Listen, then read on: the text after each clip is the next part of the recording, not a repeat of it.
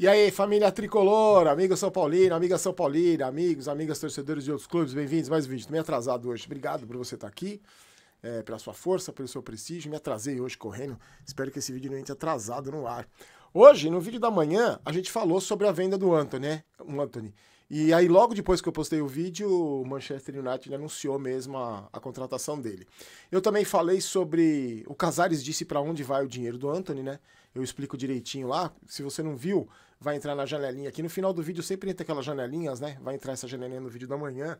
Falei, o Casares disse que vai pagar a dívida, mas ele explicou também como é que chega essa grana, a maneira que essa grana chega.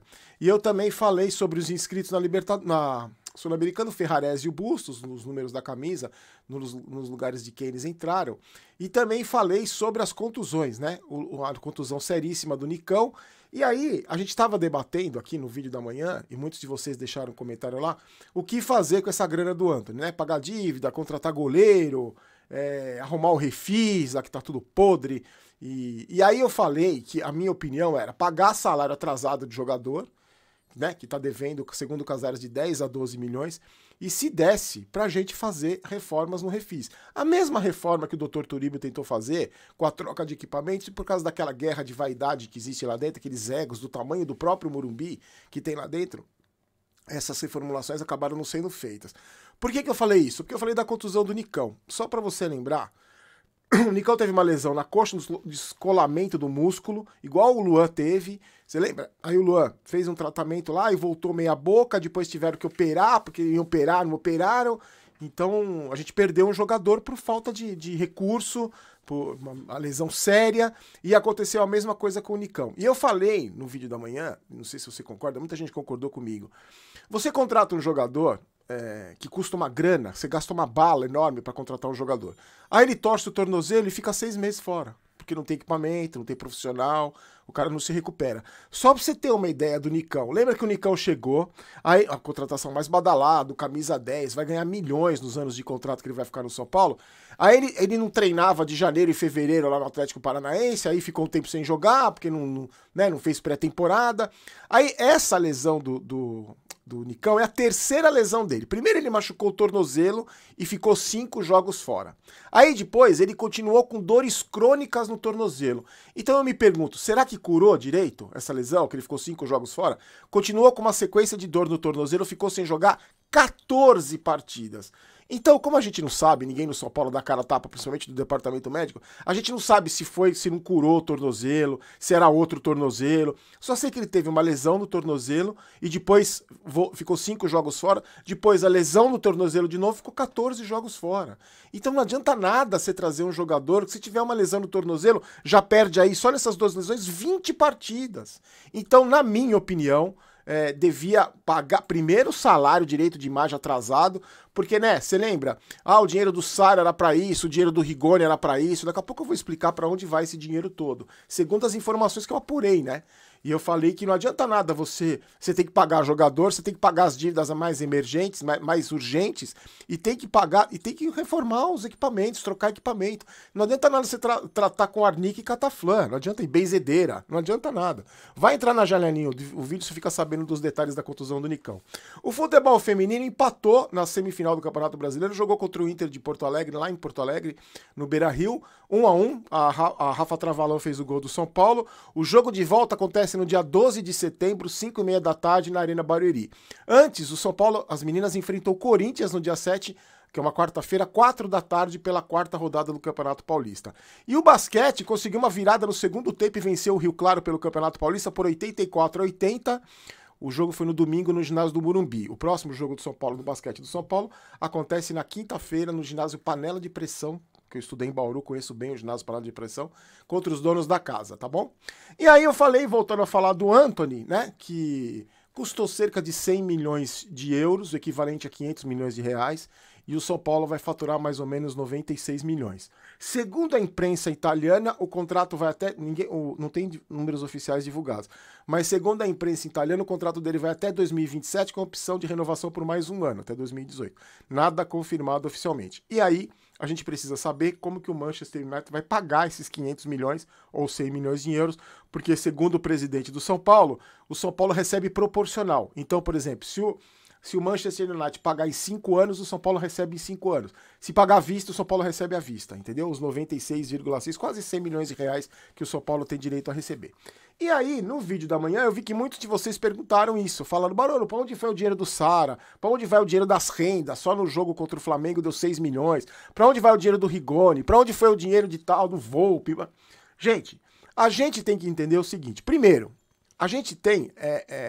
o São Paulo tem dívidas com banco, dívidas urgentes que precisam ser pagas. Fora isso, tem a própria reposição de jogador. Por exemplo, o Galopo, que custou 4 milhões de dólares. Então precisa pagar esses caras.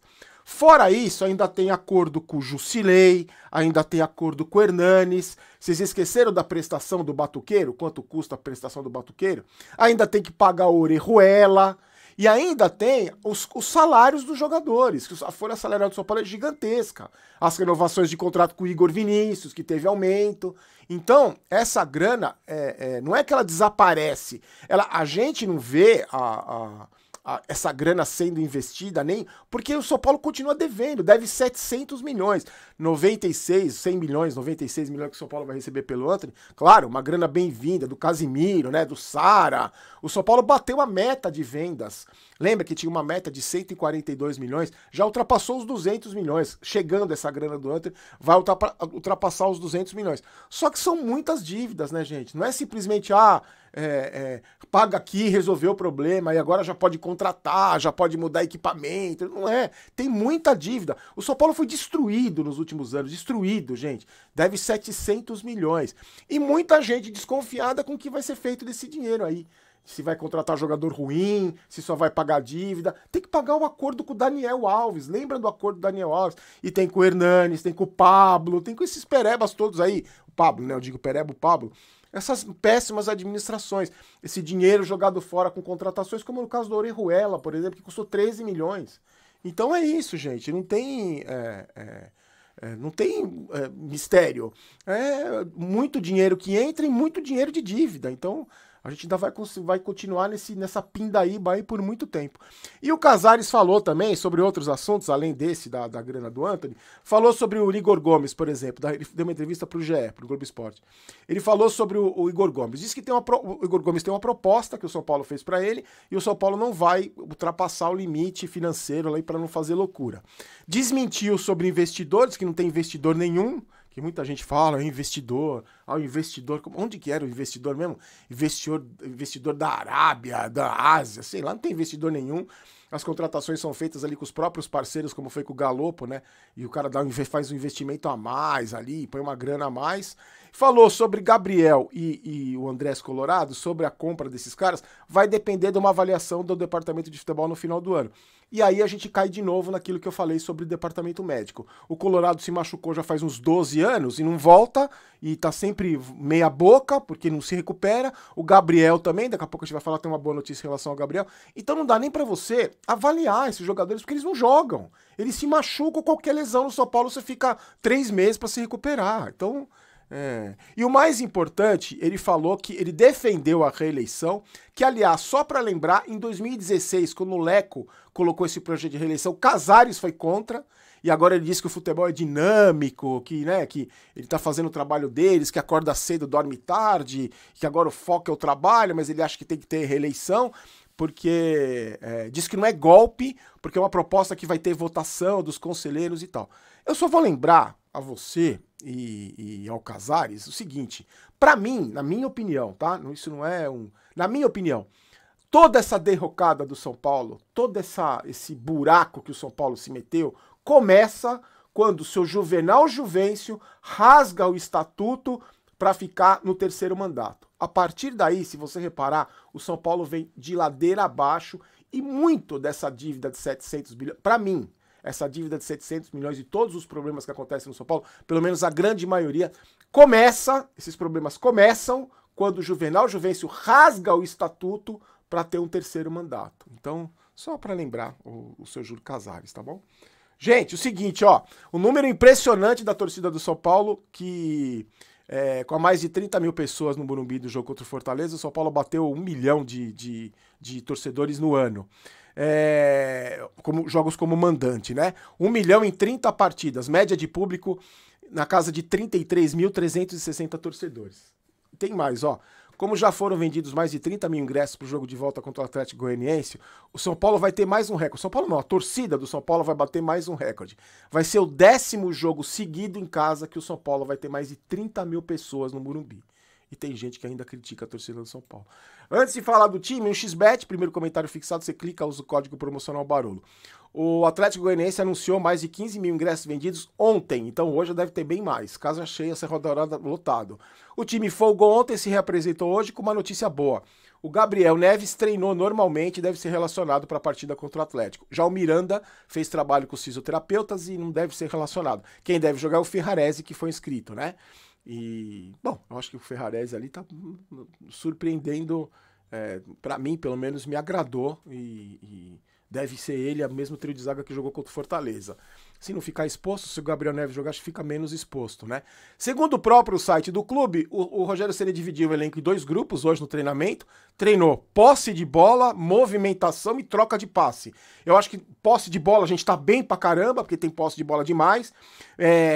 Troca de passe, então, nem se fala. Devia treinar cruzamento, chute a gol, principalmente cruzamento e chute a gol. E bola aérea defensiva, o treino do sistema defensivo. Porque eu acho que toque de bola e posse de bola já tem demais, já tá treinando demais. Bom, tô de olho, vou falando pra vocês aí. Amanhã a gente fala mais sobre o time que pega o Atlético Goianiense. Já tem uma prévia ali, mais ou menos, tá?